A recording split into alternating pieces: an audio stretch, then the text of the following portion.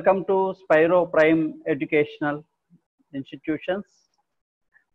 Myself, Y. Sriman Narayana, want to teach you physics. Want to take up according to the schedule. We'll take up the topic basic mathematics. For that, I'll share the screen here and you can see. So today we will discuss the very beginning topic of physics. It is a very essential tool. We have to learn it. That is basic mathematics.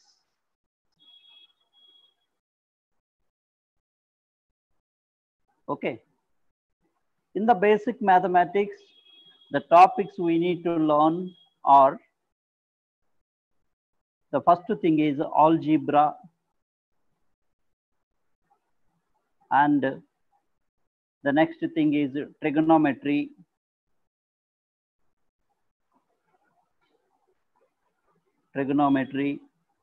and the next thing is geometry, and next calculus. It is very important topic. The calculus is briefly divided into two parts, that is differentiation and integration. Right. So these are the topics, and moreover, finally, vectors. Okay. So these are the topics we need to cover regarding the topic basic mathematics. So first of all, what are the main things we have to remember? The most thing we have to remember, and some formulas are to be noticed in the part of trigonometry and the calculus part and the vectors part. These things we need to concentrate much. Okay. And in future, in the problem solving situations, whenever we come across the need of algebra and geometry, then and there itself we will discuss the basic concepts what we need to discuss in the algebra and geometry there. So by the time being, we will start it up with trigonometry. Okay. So the fundamental things we need to learn from trigonometry, we will see. Trigonometry. I think all of you are familiar with the trigonometric basic principles. Once again, I would like to discuss the very important crucial steps that is needed to proceed into the course. Trigonometry means tri means three angles.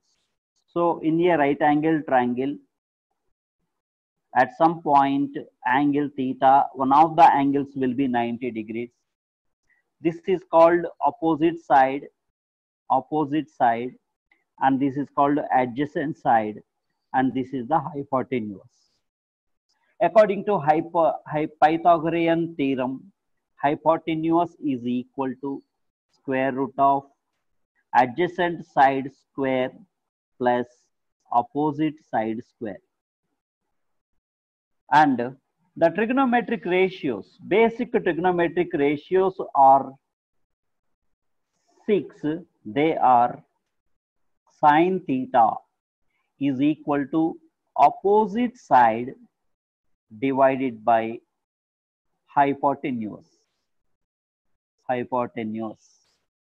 Cos theta is equal to adjacent side divided by hypotenuse, and tan theta is equal to sin theta divided by cos theta, and that is equal to opposite side divided by adjacent side. So these are the very fundamental ideas we need to learn from trigonometry. I think you are all familiar with these ideas right from your schooling 10th class itself. Okay. And moreover, some identities are also to be learned here, some trigonometric identities.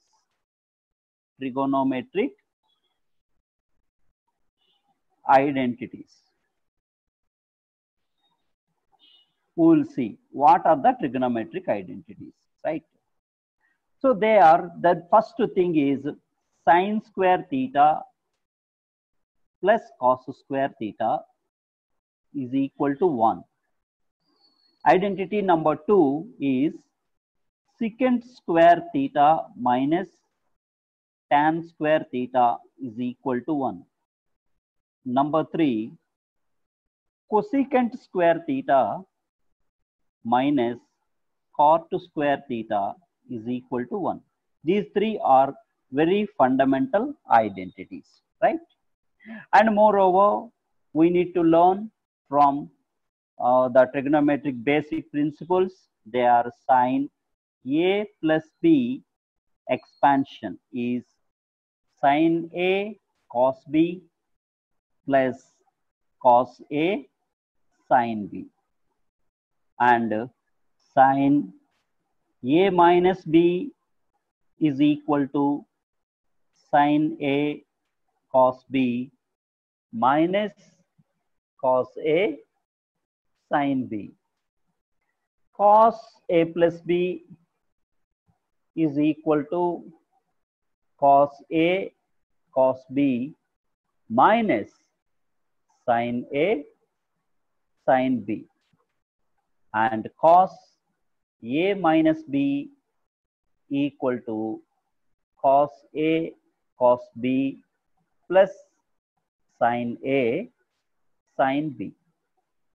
Okay, and moreover, you can also remember tan A plus B equal to tan A plus tan B divided by 1 minus tan A into tan B, and tan A minus B equal to tan A minus tan B divided by 1 plus tan A into tan B. So these are the very important identities we need to learn from trigonometry, right? And moreover, we can also remember the formulae sine 2A equal to, this can be written as sine A plus A. According to sine A plus B expansion, it can be written as sine A into cos A plus cos A into sine A. Why? Because previously we have seen sine A plus B expansion. What is the sine A plus B expansion? We saw in the previous case. According to sine A plus B expansion, we know sine A plus B is equal to sine A cos B plus cos A sine B. Here A and B both are same. So in this formula, in the place of B also, A is there. So we have to substitute A there. You will get sine A. Sine 2A can be written as, so this will be sine A cos A plus cos A sine A. According to commutative rule, we can write it as 2 sine A into cos A. That is sine 2A equal to 2 sine A cos A. It is very, very important formula, right? And in the same way, cos 2A, we will take cos 2A can also be written as cos A plus A. According to cos A plus B expansion, let us go back to cos A plus B expansion. In the previous slide, we have seen that what is the expansion for cos A plus B? Cos A plus B equal to cos A cos B minus sin A sin B. Okay. According to this identity, let us come to this slide. Cos A into cos A minus sin A into sin A. It is very simple to remember. Instead of B, we are taking A itself, and can be written as cos square A minus sin square A. Okay. So cos 2a can be written as cos square a minus sin square a. This is cos 2a.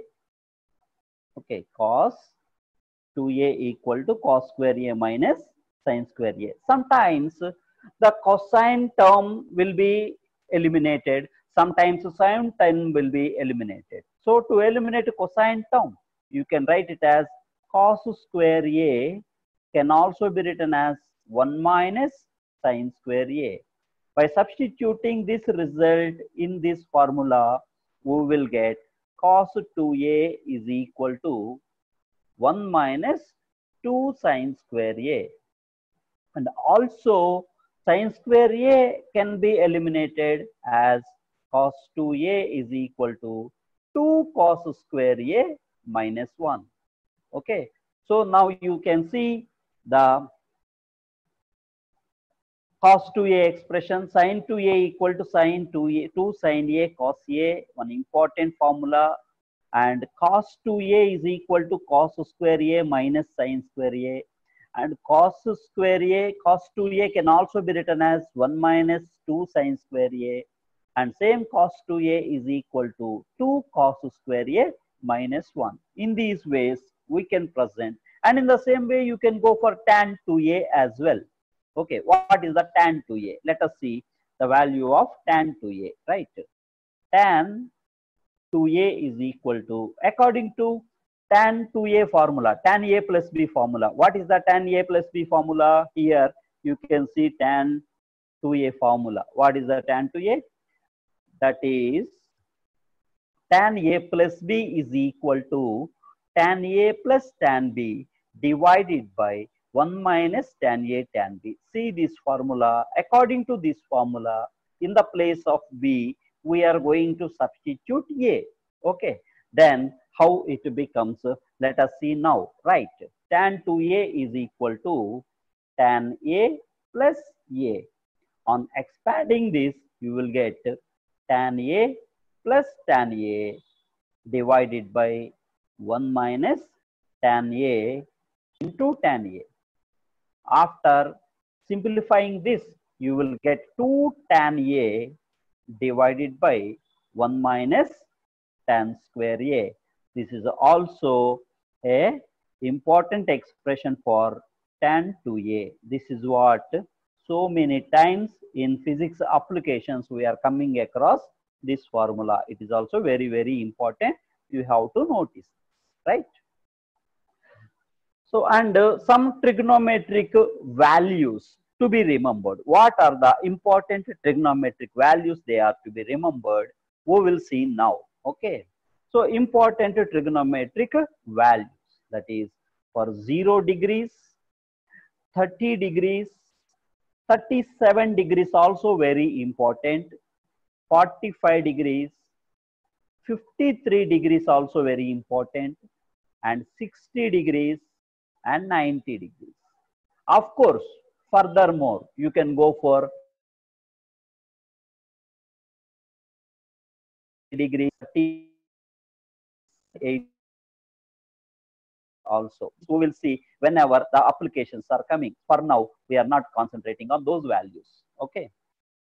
So regarding these functions, we will see here, that is sine 0, cos, tan. These three functions we will see. Afterwards, we will go for the other ratios. These reciprocals we will see afterwards. Okay.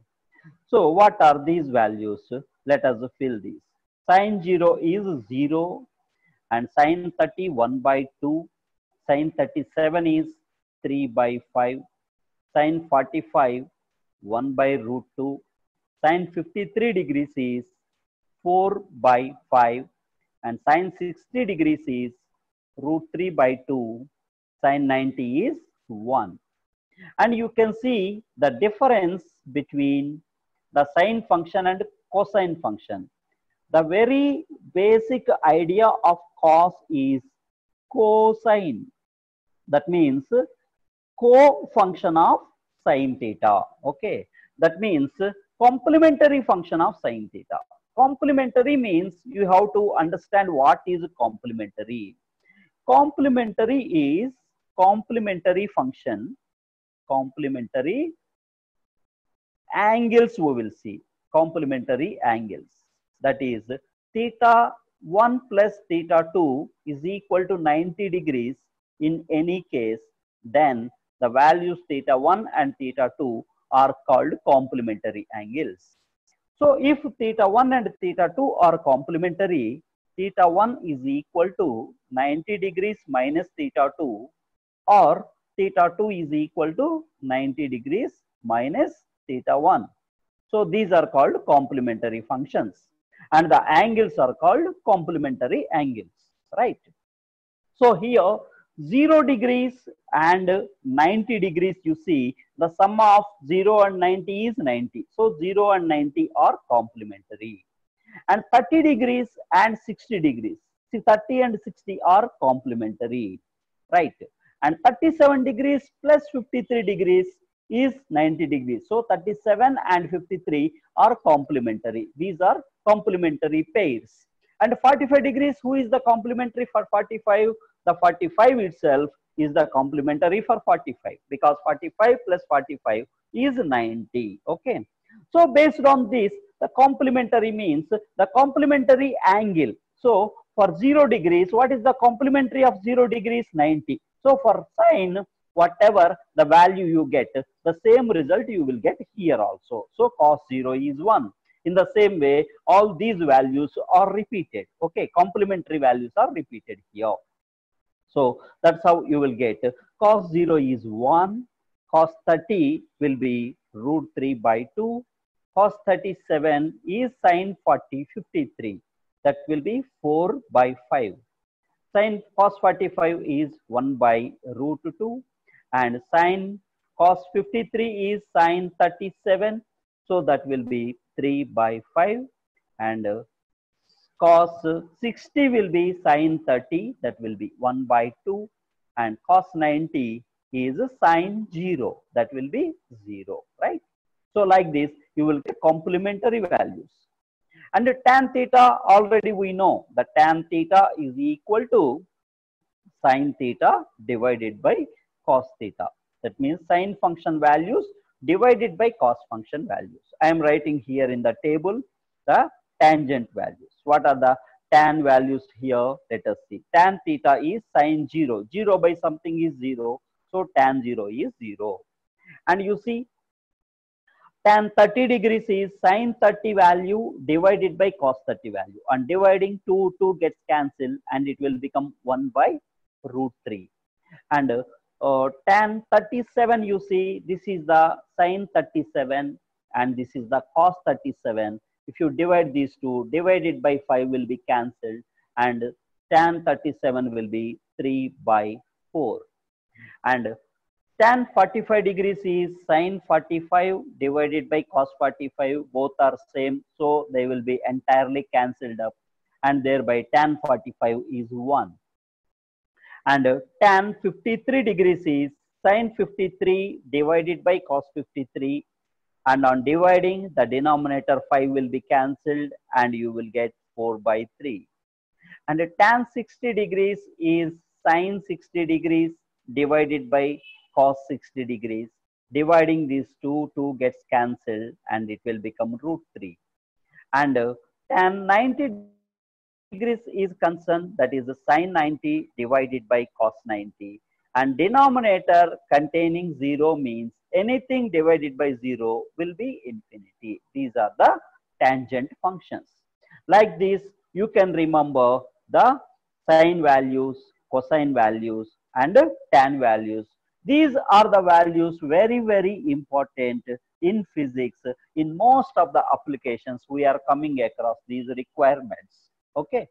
Now, we will go for the algebra. What are the main points we have to remember regarding the algebra? Let us see some of the algebraic functions. Algebra.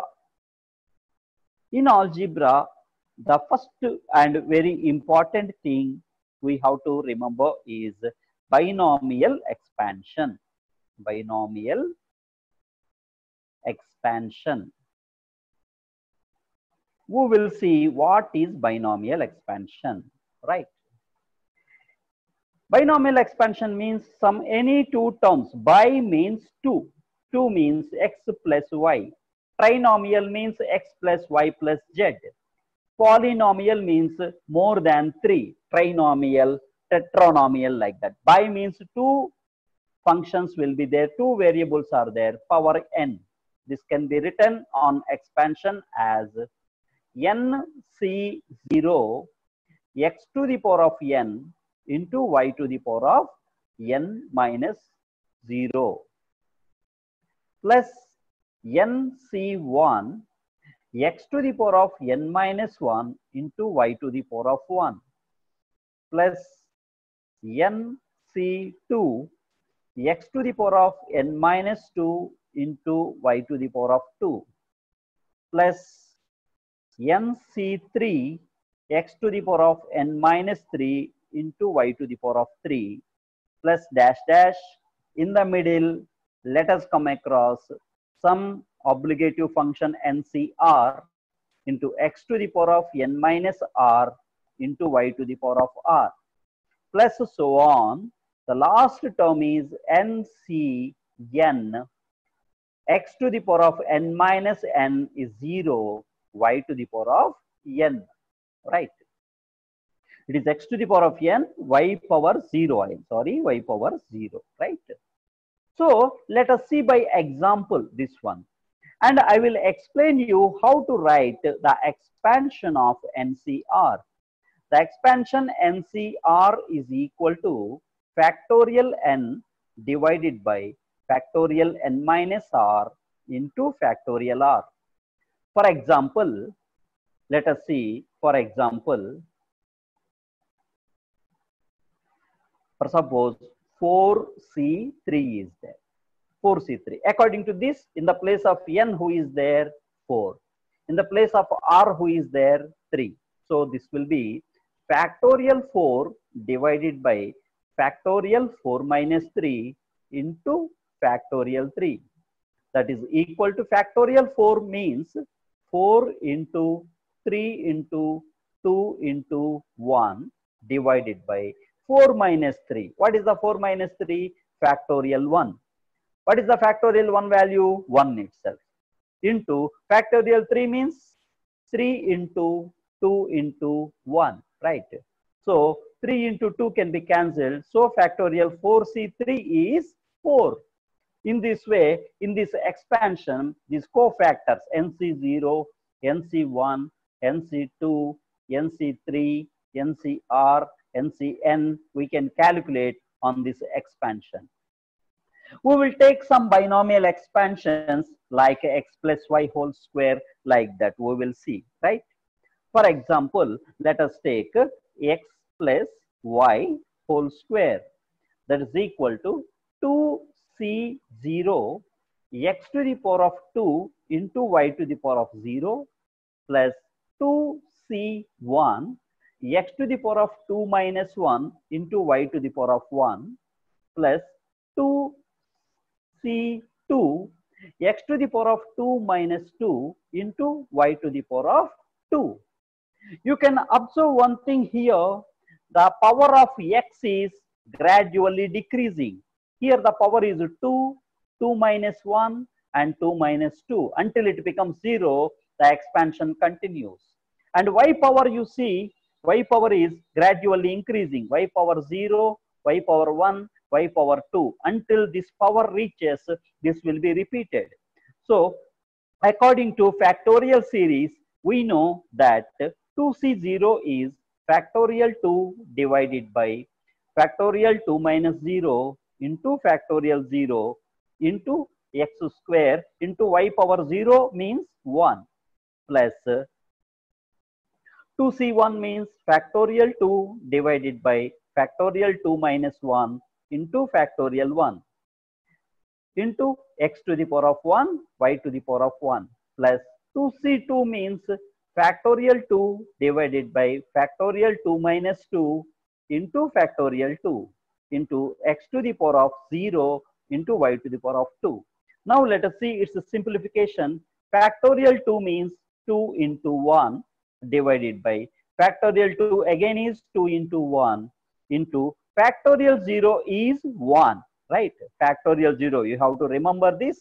Factorial 0 equal to 1. This is very important relation you have to notice, right? Now let us continue this expansion. X square and 2 into 1 cancel, plus factorial 2 here is there, so this can be written as 2 into 1 divided by 2 minus 1 means 1 factorial into 1 factorial into x into y, plus factorial 2 is 2 into 1 divided by, this is 0 factorial. What is 0 factorial? 1 into factorial 2 is 2 into 1 into x power 0 is 1 into y square, right? On expanding this, you will get x square plus 2xy plus y square. This is how you will get x plus y whole square expansion is according to the binomial expansion. We will get the series like this. In this same way, you can get the expansions for x plus y whole cube, x plus y whole to the power of 4, x to plus y whole to the power of 5, or any power x plus y power 100 also you can define according to this idea. Okay. Now let us go for the factorial system, right? Factorization. If any quadratic equation, let us take quadratic equation, right? What does a quadratic equation says? If any equation is in this form, ax square plus bx plus c equal to 0, and for this the b square minus 4ac is called discriminant. Okay, so for this to be validated, the discriminant value for x to have positive and real roots. This is the first significant point you have to learn regarding the quadratic equation is the discriminant d must be greater than 0. Okay, positive and real roots. Then b square minus 4ac must be greater than 0. That implies b square must be greater than 4ac, or the value of b must be greater than square root of 4ac. This formula we will most oftenly call in the case of 1D motion, 2D motion and relative motion. Okay, this formula is very, very useful. Using this formula, you can solve the problems in very simple way. Okay. And one more point is, in order to make the roots, the second point here is for the x to equal unique roots, unique roots. There are no two roots. Okay, only one root will be there. For that, discriminant value must be equal to 0. That means b square minus 4ac must be greater than 0, and thereby b square must be, it is equal to 0, and b square equal to 4ac, and the value of the b is square root of 4ac. Okay, then roots are unique. Okay, and point number 3 as well is there. The point number 3 is, the third point is, for roots to be imaginary, for roots of x to be imaginary, the discriminant must be less than 0. That means it is a negative. That means b square minus 4ac is less than 0. That implies b is less than root 4ac. Whenever the value of the b is less than 4 times of a into c, then roots will not exist in real form. This is the entire nature of a quadratic equation. And now we will see the roots of the quadratic equation. What are the roots of quadratic equations? Let us see now. Roots of a coordinate equation. We will see what are the roots of coordinate equation. A basic form of coordinate equation is quadratic equation. Roots of not coordinate, I'm sorry, it is a quadratic equation. Quadratic equation. Quadratic equation. Right. So what are the roots here? The basic quadratic equation I am taking ax square plus bx plus c equal to 0 is the basic quadratic equation. For this x value is given by minus b plus or minus square root of b square minus 4ac divided by 2a. This is the roots of quadratic equation. Based on these roots, the product of the roots, sum of the roots, and difference of the roots also we have to learn. That is the product of the roots. Product of the roots. What are the product of the roots? We will see. That is, for example, one root is based on this. The plus value will give one root, minus value will give one root. What are the plus and minus values here? X1 is one root, X2 is another root. X1 is minus b plus square root of b square minus 4ac divided by 2a, and X2 equal to minus b minus square root of b square minus 4ac by 2a. Okay. Based on the values of these two roots, we can find the product of the roots. So far as the product is concerned, let me say this is a, this is b. It is there in the form of a plus b into a minus b. What is a plus b into a minus b? A square minus b square. So product of the roots x1, x2 is equal to minus b whole square minus of b square minus 4ac under root whole square, right? Square and root will be cancelled, of course, divided by 2a into 2a whole square. So this will be equal to b square minus of b square minus 4ac divided by 4a square. That is equal to b square gets cancelled. So this will be 4ac divided by 4a square. Then 4 gets cancelled, a gets cancelled. Then it will become c by a. So product of the roots x1, x2 is equal to c by a. This is also a very important relation in physics. Basically, in so many applications, we are coming across this application. Okay. How this application comes, we will see in future lessons. We will come to see what are its applications, right? And next, we will go for a very important concept in calculus, that is calculus.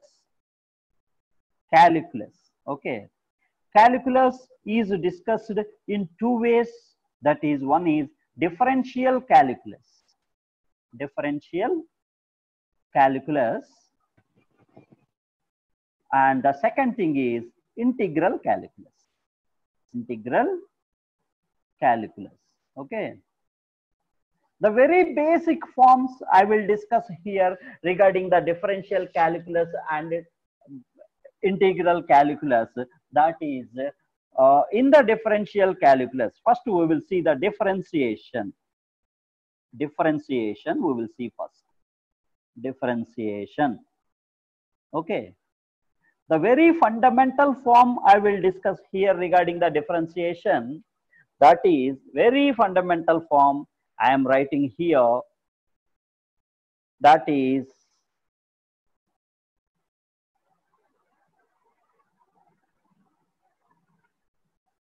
The formula I am writing here in the differential calculus, d by dx of x to the power of n equal to n into x to the power of n minus 1. And in the same way, in the integral calculus also we will see in the integral calculus formula also we will see, right? What is the integration formula here? Okay. In the integration, we will see integral of x to the power of n dx equal to x to the power of n plus 1 divided by n plus 1, right? So this is the differential fundamental form and this is the integration fundamental form. These two fundamental forms are very, very important, and based on these fundamental forms only we are going to analyze and we are going to deduce the expressions for all other functions. Okay. Now we will go for these derivatives and applications we will see later, right?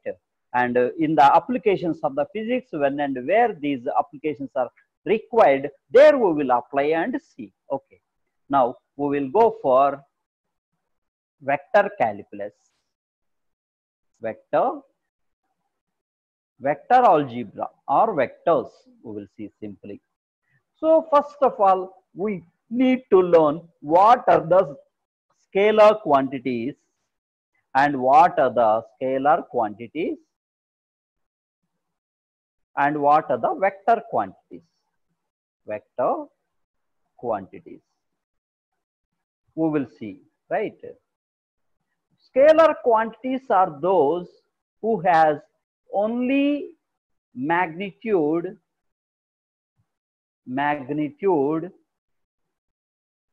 but no direction are called scalars. Or you can also say, though having both magnitude and direction, magnitude and direction, if it is not obeying the laws of vector addition. What are the laws of vector addition? We will see in the coming classes. Okay.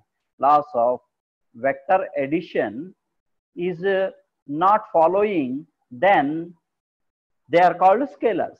For example, mass, it has only magnitude, no direction is there. Distance,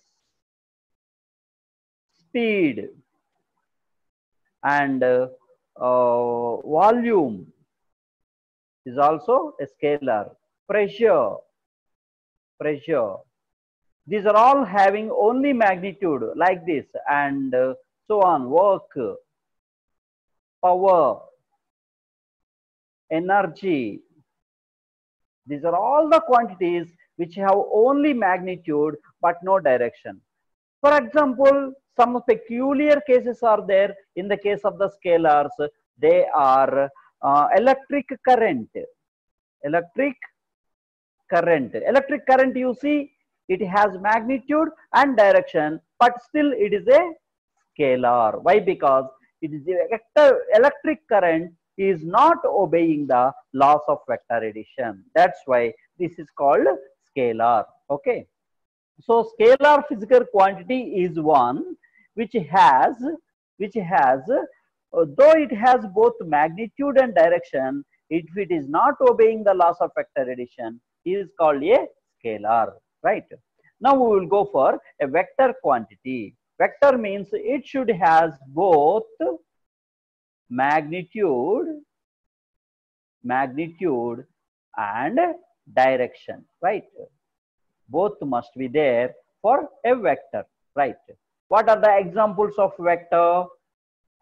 Displacement. Examples of vector are displacement, velocity, velocity is a vector, acceleration is a vector, force is a vector, torque is a vector, momentum is two types, linear momentum and angular momentum. Linear and angular. What are the linear and angular? We will see in the further classes. Like this, these are all called vectors. Okay. Now we will see the vector addition, laws of vector addition. Laws of vector addition. It is very, very important in the application of every lesson. What are the laws of vector addition? We will see. There are three laws. They are: number one,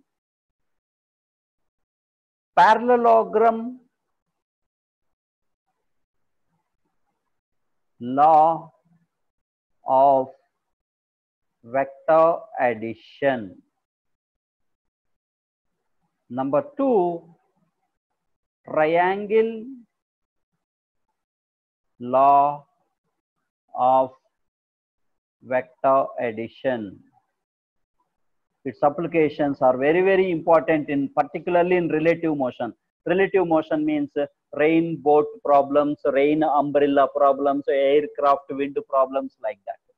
And number three, polygon law of vector addition. Polygon law of vector addition. If you are adding only two vectors, we are going for parallelogram law of vector addition. Or triangle law of vector addition also, we are going to add two vectors. If three or more than three vectors are there, then we will go for polygon law of vector addition. Okay. So there are laws of vector addition, three laws of vector addition. I think you know it already. Parallelogram law of vector addition, again we are revising once again. It is very, very important. Its application is very, very inevitable in every part of the problem, almost in force calculations, momentum calculations and all. Triangle law of vector addition also very important. Polygon law of vector addition. Okay. Now we will understand the laws one by one. Here they are. The number one is parallelogram law of vector addition. We will see. Okay. Parallelogram law of vector addition. We will see what is the parallelogram law of vector addition. If there are any two vectors, one is the vector p bar and the other is the vector q bar. There are two vectors like this. These two vectors are to be represented as the equal vector of the p bar. Magnitude of the p bar is p, let me say, and q bar in same magnitude and same direction, somehow like this. The q bar vector is like this. This is q bar, right? And angle between p bar, magnitude of q bar, be q, let us say, and angle between p bar and q bar is, let me say, theta. And now you construct a parallelogram, right? In this parallelogram, we will see the resultant of these two vectors is represented by the diagonal of the parallelogram. If any two vectors acting simultaneously at a point are represented as two adjacent sides of a parallelogram, then their resultant vector is represented as the diagonal of the parallelogram passing through the same point through which first two vectors are passing, right? So this is the statement of parallelogram law of vector addition.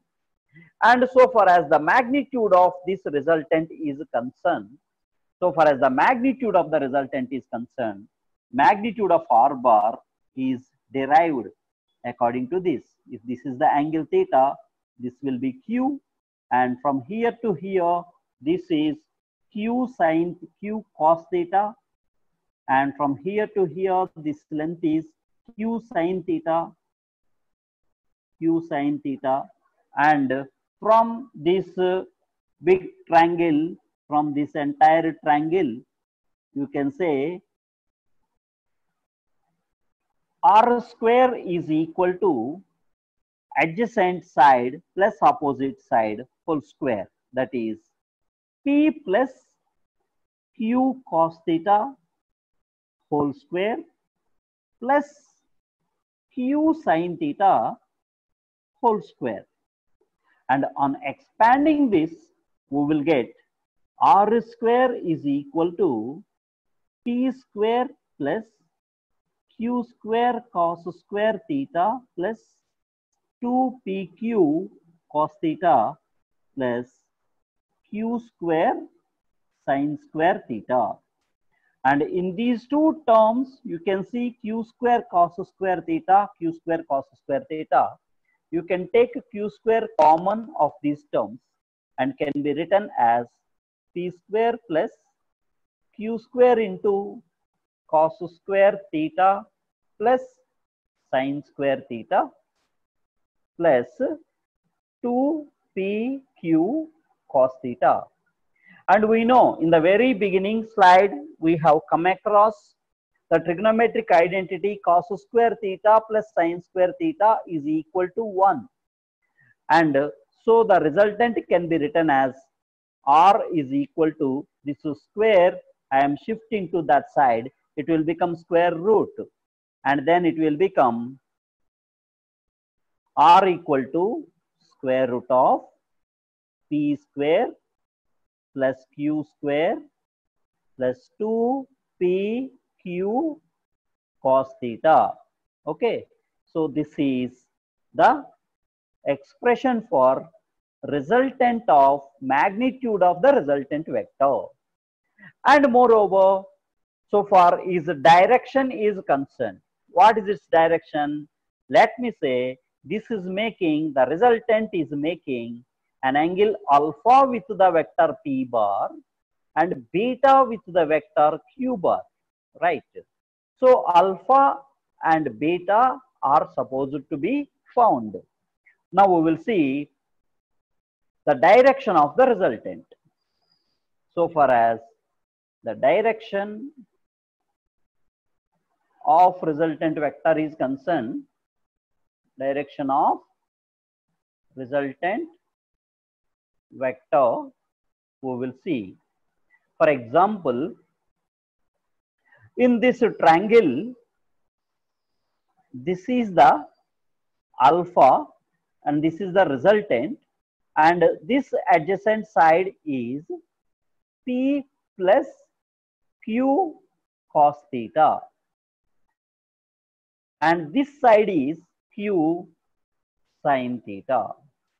So from this triangle, you can write trigonometric ratio tan alpha equal to opposite side Q sin theta divided by adjacent side P plus Q cos theta.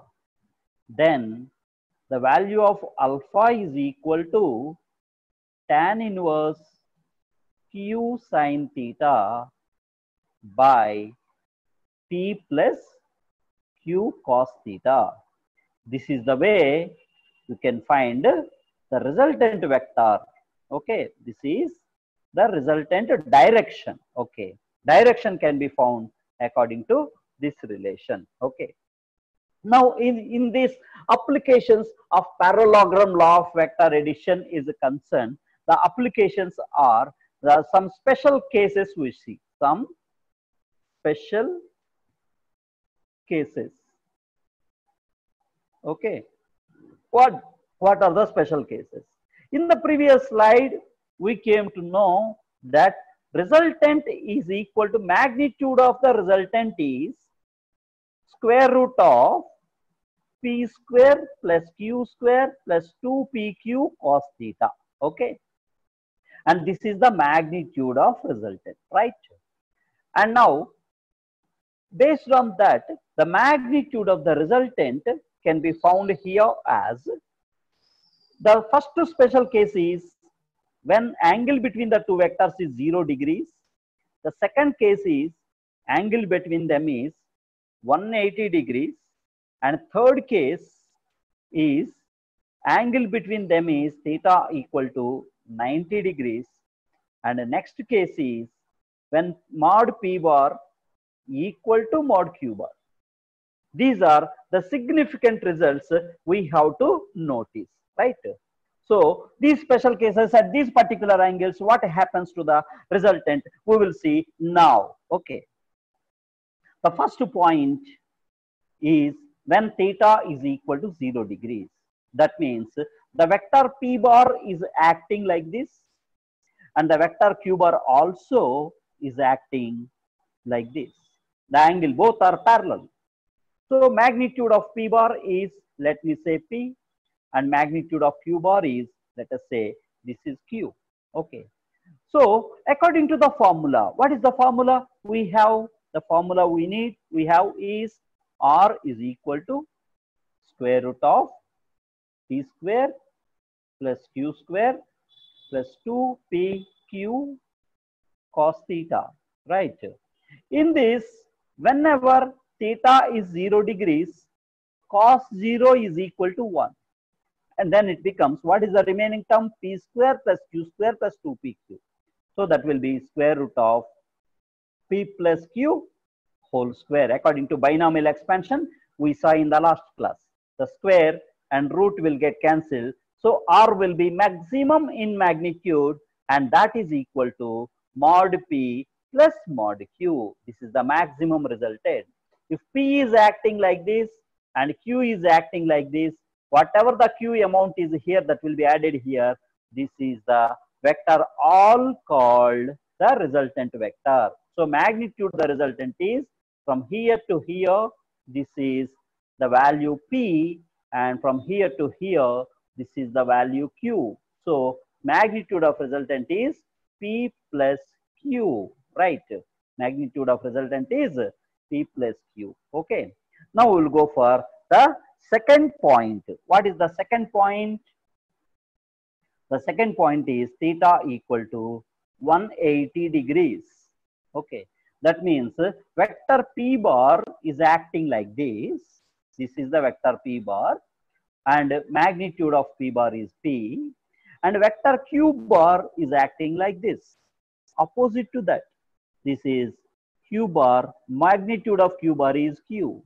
The angle between p bar and q bar is 180 degrees, right?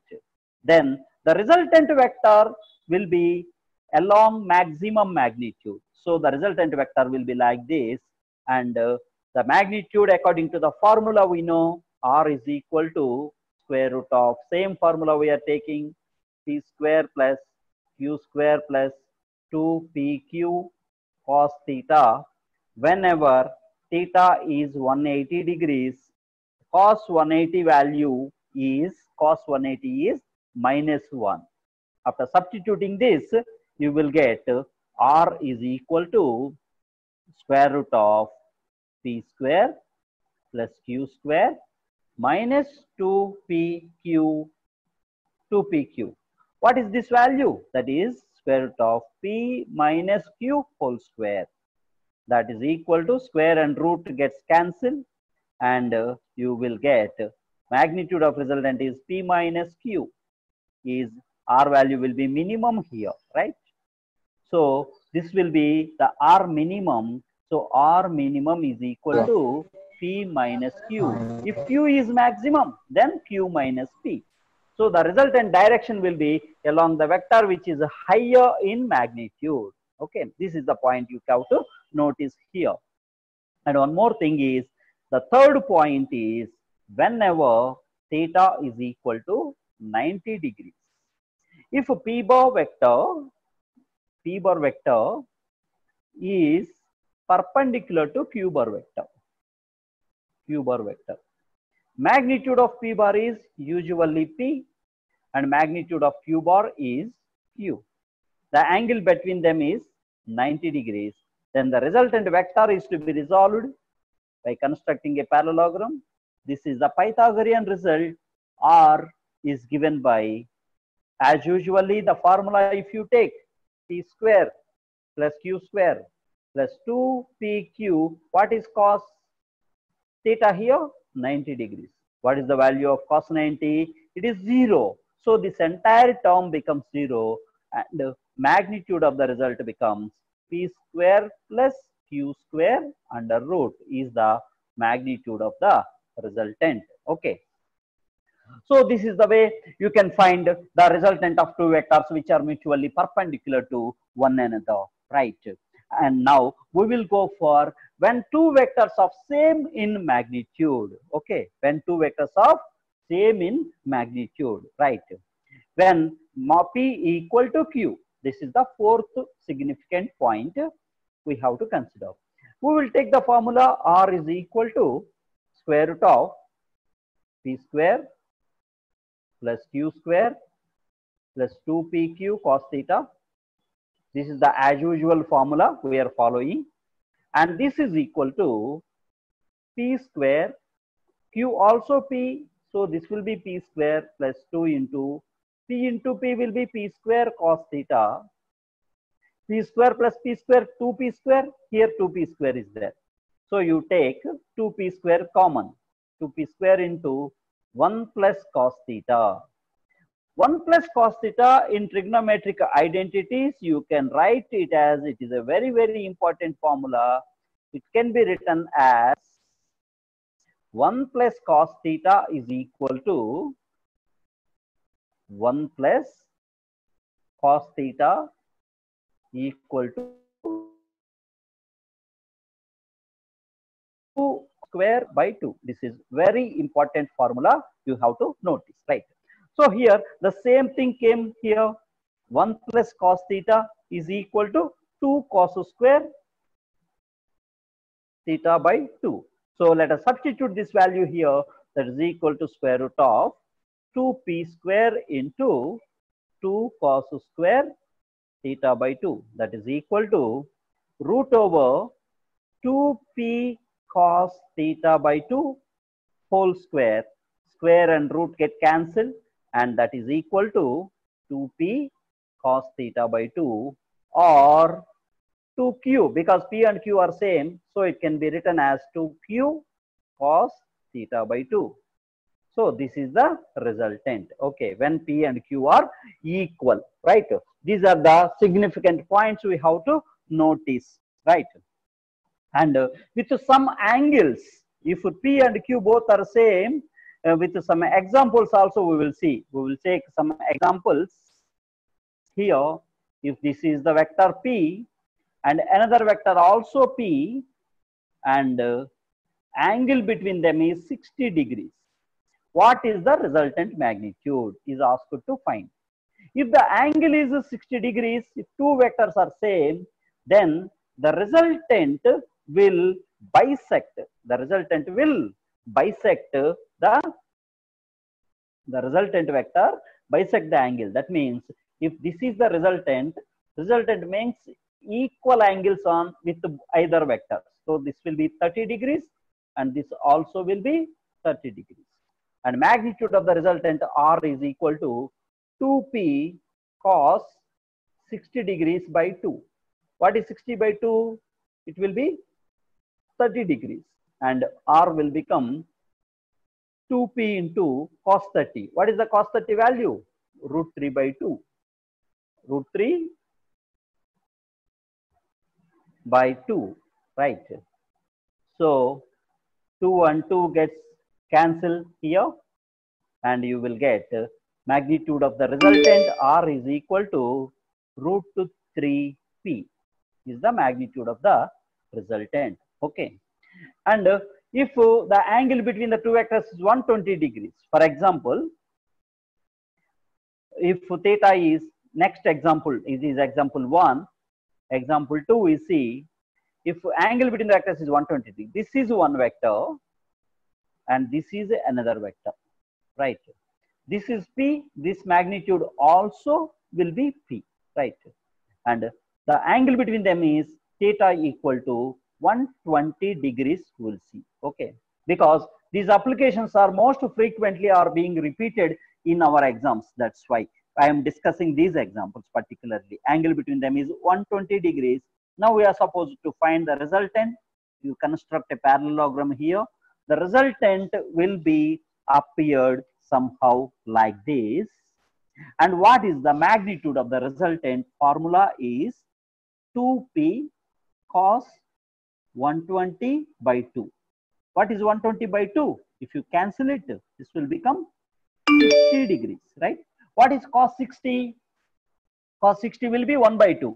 So this will be 2p into 1 by 2. 2 cancel, then this will be p. So resultant also will be p only. Understand? Okay. So if two vectors of same magnitude acting at 120 degrees, then resultant will be equal to the magnitude of either of the vectors. This is one important conclusion. Okay. So whatever the formulae we have come across so far, all are very, very important. These will be very, very helpful to you in your exams. So be very much careful towards these results and be ready to apply these values when and where they are required, right? Now we will go for the product of the vectors, multiplication of vectors we will see, right? Multiplication of vectors. Multiplication of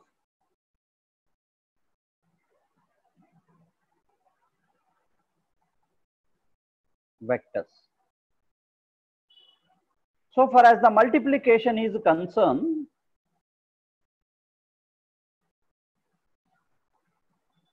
is two types. Product is of two types. One is a scalar product and other is vector product. Scalar multiplication and vector multiplication. Let us see. That is the first thing is a scalar product. Scalar product. Right. Let us consider any two vectors. One is the vector, say A bar, and other is the vector, say B bar. And let me say the angle between the two vectors is theta, right? And you resolve the vector B bar, into two components. That is, parallel to A bar is B cos theta. It is called adjacent component. Perpendicular to A bar, this is called B sin theta. The multiplication of B cos theta and A is called dot product. The multiplication of B sin theta and A is cross product or vector product. Okay. So this vector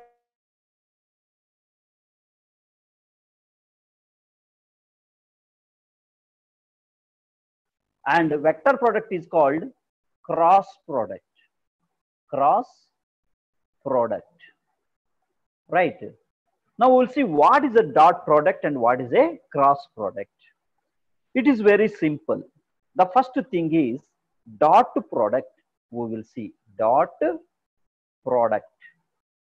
So far as the dot product is concerned, A bar dot B bar is also called scalar product. Okay. Scalar product is B cos theta into A. That is A B cos theta. It has only magnitude. There is no direction. Right. And cross product is concerned. Cross product. Let me write here cross product. Cross product.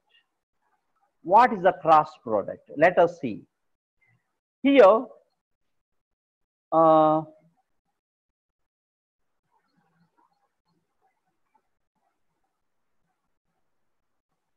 A bar cross B bar is equal to A into, you see, we have to multiply the perpendicular component into A bar, that is cross product, right? So that's why it will become A into B sine theta into n cap. It is a vector because cross product yields a vector and dot product yields a scalar. That's why you have to multiply with this special quantity unit vector, and its direction is always perpendicular to the plane containing A bar and B bar, right? This is the way you can find the cross product, right? So this is cross product. Okay. So now we will see the examples of cross product and dot product. Okay. Examples of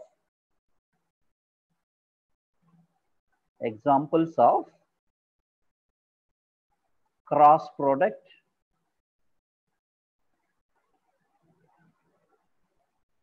and dot product.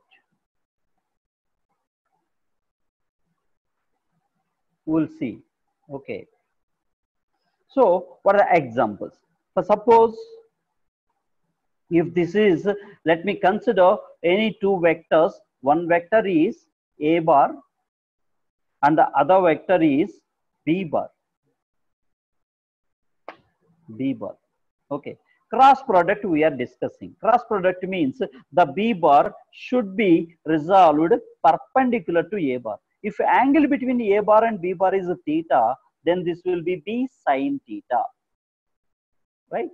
So you have to multiply A bar with B sine theta. So A bar cross B bar is equal to A B sine theta. It is a vector and its vector direction is n cap. N cap is the unit vector along the cross product.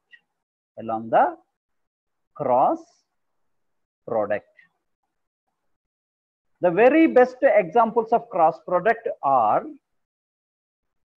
V bar equal to, the examples are, number 1, V tangential bar equal to omega bar cross R bar.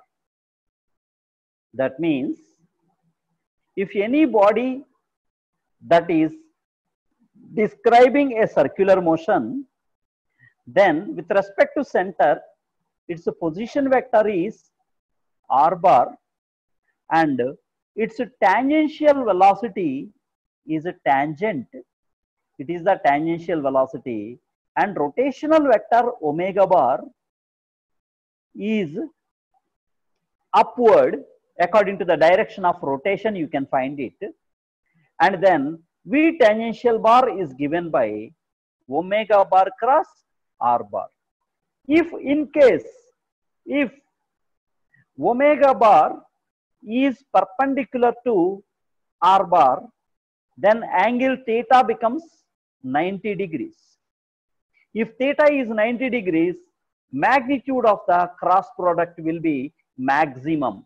Then A bar cross B bar magnitude becomes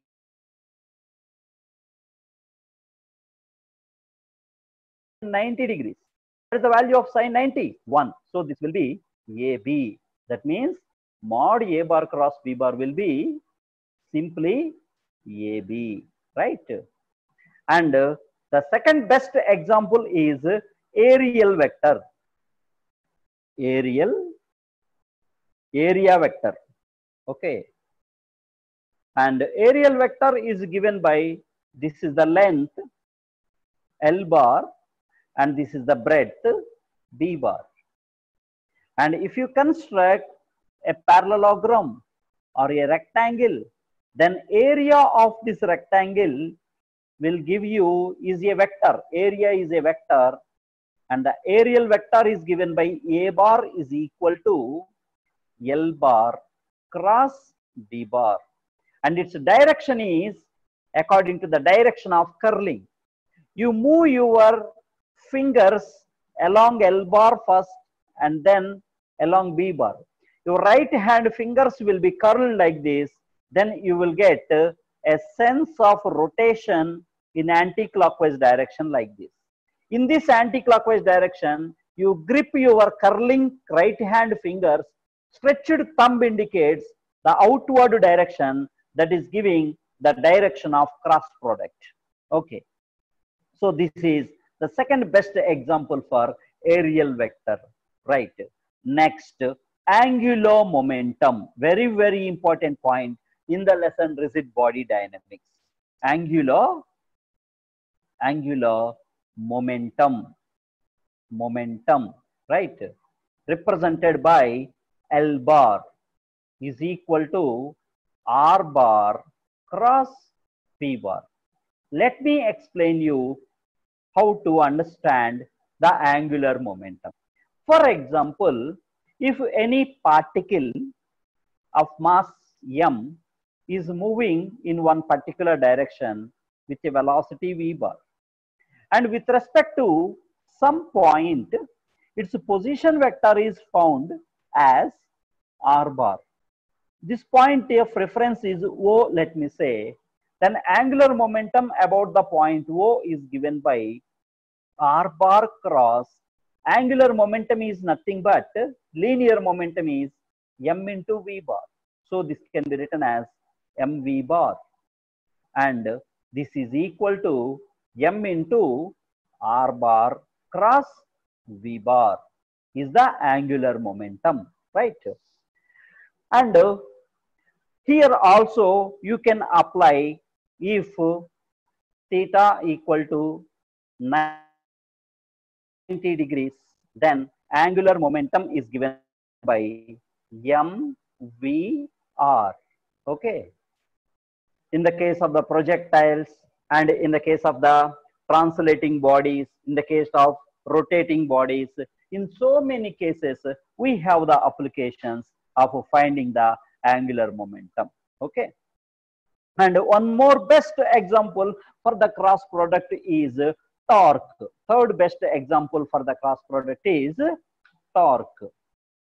Torque tau bar is equal to r bar cross f bar, and is given by tau bar is equal to r f sin theta into n cap, and here also n cap represents direction of torque, and the direction is given perpendicular to the plane containing r bar and f bar.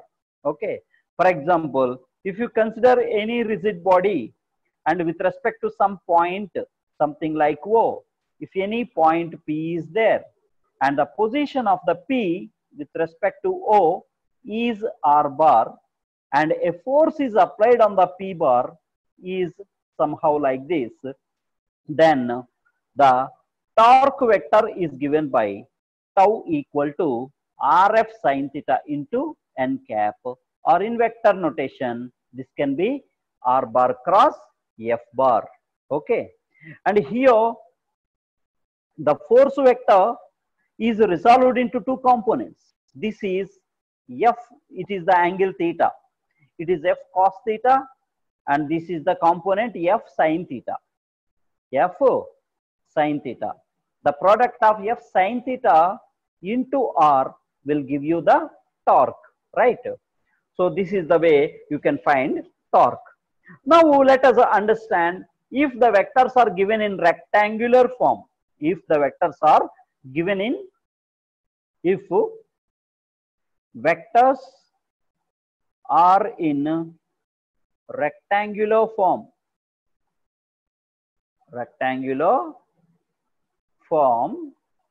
we can get, for example, two vectors I will take. I'll take some example and explain here, right? Suppose a bar is equal to x1 I cap plus y1 j cap plus z1 k cap.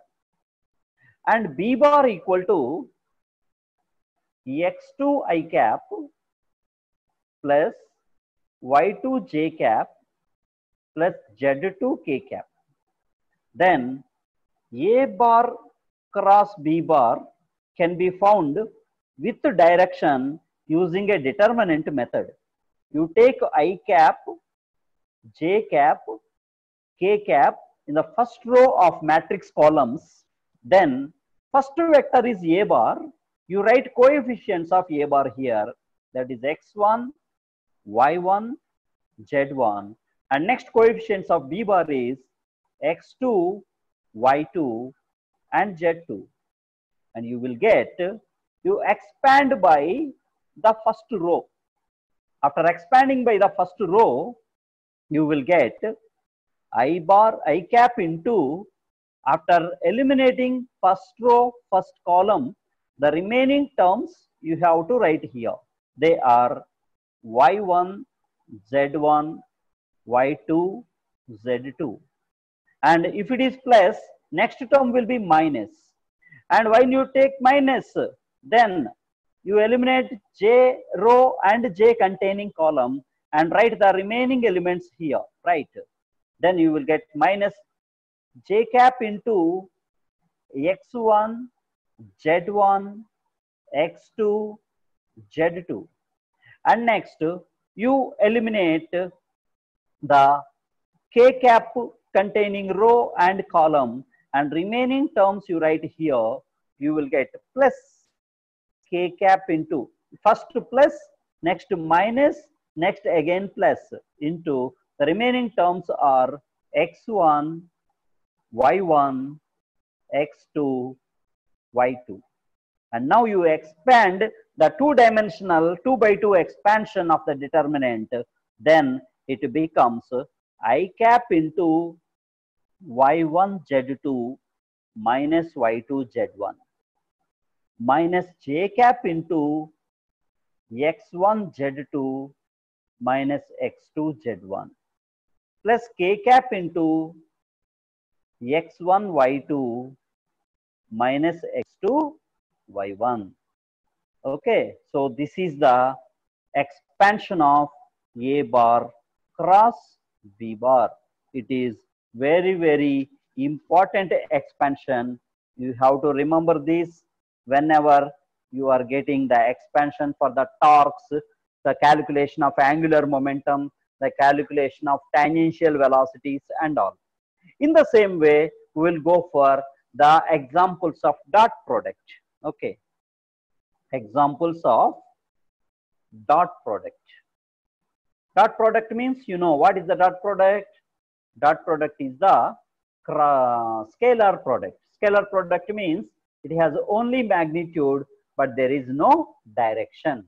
That means if any two vectors, one is the vector A bar and the other is the vector B bar, and angle between A bar and B bar is something like theta, and you resolve the B bar along A bar, this will be B cos theta. The multiplication of this B cos theta with A bar will give you the dot product, that is A bar dot B bar equal to A B cos theta. Okay, its applications are, the first application is work done. Work done is equal to, for example, on any body of mass m, let us consider some mass m on some horizontal floor. If any force F bar is acting and that F bar is making some angle theta with the horizontal, then the resolution of F bar in the horizontal direction is F cos theta, and in the horizontal direction, let us say the body is displaced through S bar. Then work done is given by F bar dot S bar, that is equal to Fs cos theta. If theta is equal to 0 degrees, then work done will be maximum, and is equal to F into S. So the work done will be maximum. And you can notice here the difference between cross product and dot product. In the case of the cross product, you see, in the case of the cross product, if angle is 90 degrees, cross product will be maximum. In the case of 0 degrees angle, the dot product will be maximum. This what of the difference you can find. Okay. So work done can be, for suppose, if you take the second point, if theta is equal to 90 degrees, what happens? What is the value of cos 90? Cos 90 is equal to 0. So that's why the entire work done will be 0, right? And the power also is one more example I'm discussing here. The next example for the dot product is power. Power P is equal to F bar dot V bar. For F bar is the force, of course F bar is the force vector, and V bar is the velocity vector. That's why F bar dot V bar will be written as FV cos theta. If theta is equal to 0 degrees, then power will be maximum and is given by F into V. If theta equal to 90 degrees, the power is given by perpendicular vectors, power will be 0. Why? Because the value of cos 90 is 0. Okay. So this is the way you can find the power calculations. Okay. Now we will go for some applications of the cross product and dot product. A very, very important lesson here. For example, I will consider a circular motion. For example, I'll consider a circular motion, right? Circular motion. I will take it as an example, right? In the case of circular motion, if any body is revolving in a circle, okay, in this circular path, body is revolving and its radial vector is somehow like this at any instant, and its tangential displacement will be perpendicular always. So the velocity vector is like this, okay. And the force that is acting is of two types. The velocity vector may be changed either in magnitude and in direction. By virtue of change in the magnitude, the direction of the force acting on it will be along the tangent. This is called tangential force. And the direction changing is taking place by centripetal force, that is a central force. The resultant of these two forces will be somehow like this. Okay. Now you see, tangential force is parallel to V bar. So the angle between V bar and tangential force is 0 degrees. The angle between V bar and centripetal force is 90 degrees. So work done by centripetal force is equal to 0. Work done by tangential force is maximum. And that maximum is tangential force into velocity is the power. Sorry, this is the power. Okay. Right. And the very applications of these vectors we will see in far and wide modes in coming future lessons. And with all these slides, once again, I am revising here just to have a look over all the things, whatever we have discussed so far. Okay. So the very basic session is basic mathematics we saw, and algebra, trigonometry, geometry, calculus, vectors, differentiation, integration we saw. right? And in the trigonometry, there are three sides: angle theta will be there, sin theta, cos theta, tan theta, and Pythagoras theorem we saw.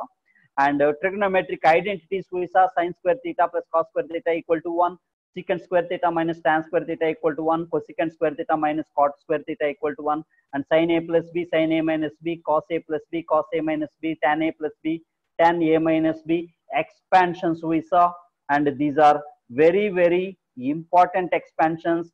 You have to remember these formulae. In future, these applications are far and wide. And sin 2a expression, cos 2a expression also a very important. You have to notice these values, right? And in the next thing is tan 2a expansion, also very important formula we saw, and sine values, cosine values, tangent values. For significant values we saw, and for other values we will see catch up in the next classes, that is 0 degrees, 30 degrees, 37 degrees, 45 degrees, 53 degrees, 60, 90 degrees. And the algebra binomial expansion, very, very important. With this expansion, we can find any sort of the simplification in a very simple manner, right? So it may be used to find x plus b, a plus b whole cube, a plus b whole power 4. For any kind of the expansion, this will be very, very helpful. So notice this, and what is the factorial notation also I have explained it, right? And afterwards, however, this expansion is taking place with some examples I have explained here. You can notice this. And quadratic equation in algebra, very, very important. Here, the general form of the quadratic equation is ax square plus bx plus c equal to 0. B square minus 4ac is a discriminant. The nature of the discriminant is of three types: discriminant greater than 0, discriminant less than 0, discriminant equal to 0. And whenever it is greater than 0, roots are real and positive. And when it is equal to 0, roots are equal. And when it is less than 0, the roots are imaginary. Okay. So, and roots, the general roots can be given by x equal to minus b plus or minus square root of b square minus 4ac by 2a. And product of the rules formula is very, very important. This will be helpful to you in making the simplifications in a better way. In future classes we will see. And calculus part is concerned, differential calculus and integral calculus. The very two important formula you need to remember regarding the differentiation is d by dx of x power n equal to n into x power n minus 1, integral x power n dx equal to n x power n plus 1 by n plus 1. Of course, plus some constant also will come. And in the limits differentiation, definite differentiation, indefinite integration is there. Those applications we will see in the future classes, right? And now we will come to the vectors session, scalars, quantities, vector quantities, with some examples we saw. These are very, very important. And the laws of vector addition is concerned. There are three laws: parallelogram law of vector addition, triangle law of vector addition, and polygon law of vector addition. And parallelogram law of vector addition, the magnitude of the resultant, in every inch of the question we will come across the application of this formula, that is r equal to square root of p square plus q square plus 2pq cos theta. And the magnitude direction of the resultant also can be found, that is alpha equal tan inverse pq sin theta by p plus q cos theta. And this is some special cases when theta equal to 0 degrees, when theta is equal to 180 degrees, and when theta equal to 90 degrees. This application is very important. And when the magnitude of two vectors are equal, how to find the resultant also very important here. And the examples and its applications with various significant values we saw. And so far as the multiplication is concerned, there are two products, scalar product and vector product. And vector can be resolved into two components. One vector will be parallel to other vector, one vector perpendicular to other vector. Parallel vector component is called dot product, and perpendicular vector component product is called dot product, cross product. Examples are angular vector, aerial vector, angular momentum, torque vector, and the how to find the with including direction, how to find its very essence we have seen. And the dot product also, the perpendicular to parallel component and the other vector, that is a bar, a dot b bar is ab cos theta. And best example is work done and power with the example.